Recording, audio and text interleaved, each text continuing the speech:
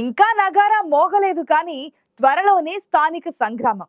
విజయమో వీర స్వర్గమో అన్నట్లు పోరాడాల్సిన సమయం. రాజకీయ పార్టీలకు పరువు ప్రతిష్టల సమస్య.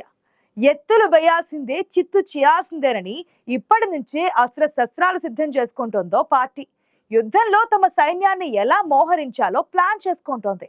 ఆ జిల్లా నుంచి పార్టీ ప్రకటించిన పేర్లు చూస్తేనే సీన్ అర్థమైపోతోంది. ఇంతకీ ఏదా పార్టీ?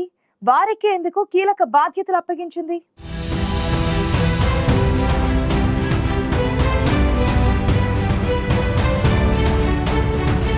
బాధపడితే గాని బోధపడదు అంటారు పెద్దలు. అవును, 9 నెలల క్రితం అధికారం కోల్పోయిన వైఎస్ఆర్ కాంగ్రెస్ పార్టీ పరిస్థితి ఇప్పుడు సరిగ్గా ఇలాగే ఉందట.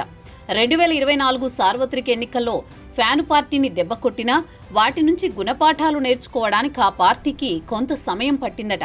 ఈలోగా అధికార కూటమి గతంలో నోరు జారిన వారిని వలేసి పట్టుకుంటుంటే కొంతమంది బతక నేర్చిన నేతలు జాగ్రత్త పడుతున్నారు. కొందరు నేతలు జారిపోయినా డోంట్ కేర్ అంటున్నారు వైసీపీ అధినేత. మాకంటూ ప్రజల్లో ఒక గుర్తింపు ఉంది, మా విధానాలు మావే అంటూ పార్టీని మళ్లీ పట్టాలెక్కించే పనిలో పడ్డారు వైఎస్ జగన్మోహన్ రెడ్డి.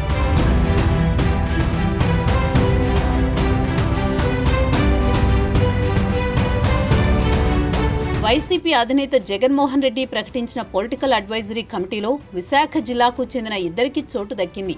పీఏసీ సభ్యులుగా ఉమ్మడి విశాఖ జిల్లాలోని పాయకరావుపేట నియోజకవర్గానికి చెందిన ఎంపీ గొల్ల బాబురావు, అనకాపల్లి పార్లమెంటు అధ్యక్షుడు, మాడుగుల నియోజకవర్గానికి చెందిన మాజీ మంత్రి బూడి ముత్యాలనాయుడు పేర్లను ప్రకటించింది అధిష్టానం.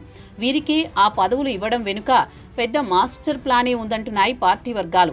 రాబోయే స్థానిక ఎన్నికల సమయంలో విజయకేతనం ఎగరవేయాలంటే ఆ మాత్రం వ్యూహంతో ముందుకెళ్లాల్సిందే, స్థానికతను చాటుకోవాల్సిందే. అందుకే సామాజిక పరంగా కూడా సమీకరణాలన్నీ చూసుకుని ఒక జంబో లిస్ట్నే రెడీ చేసింది అధిష్టానం.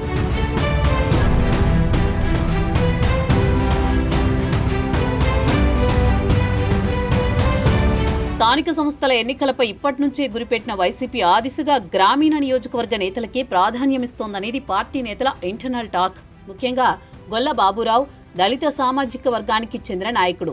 పాయకరావుపేట నియోజకవర్గంలో పవర్ఫుల్ లీడర్. ప్రస్తుతం రాజ్యసభ సభ్యుడిగా ఉన్న గ్రామీణ ప్రాంతాల్లో ఆయనకంటూ ఉన్న గుర్తింపు ఏమాత్రం తగ్గలేదట.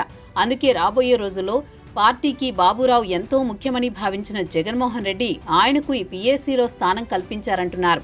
ఇక ముత్యాల నాయుడు మాడుగుల నియోజకవర్గం నుంచి 2 సార్లు ఎమ్మెల్యేగా గెలిచారు.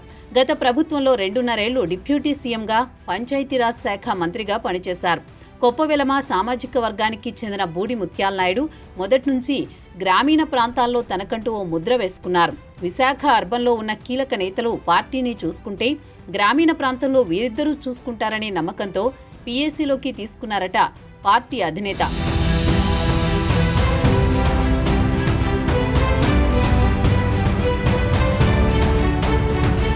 రాబోయే స్థానిక సమరంలో వీరిద్దరి సలహాలు, సూచనలను పార్టీ ఎంతవరకు తీసుకుంటుంది?